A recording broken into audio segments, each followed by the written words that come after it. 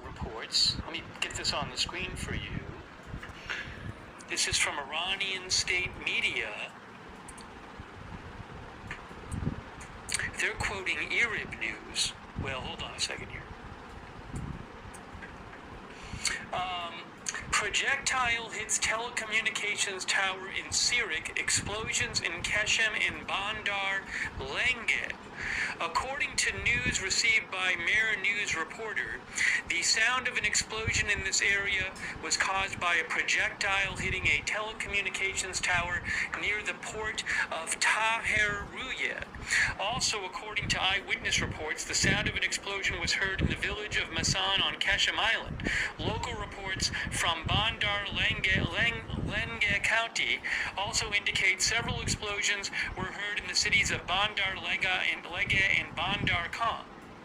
This incident occurred while yesterday CENTCOM announced an attack on positions in the city of Sirik, calling it a response to an attack on a commercial ship.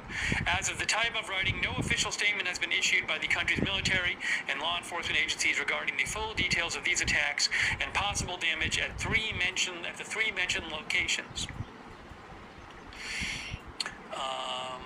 So, several locations being attacked reportedly.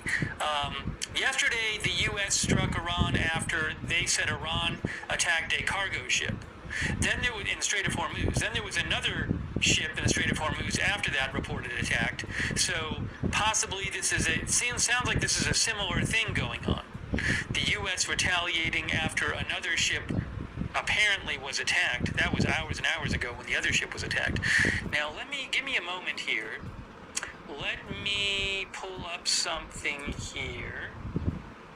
Oh, I think CENTCOM has announced this now.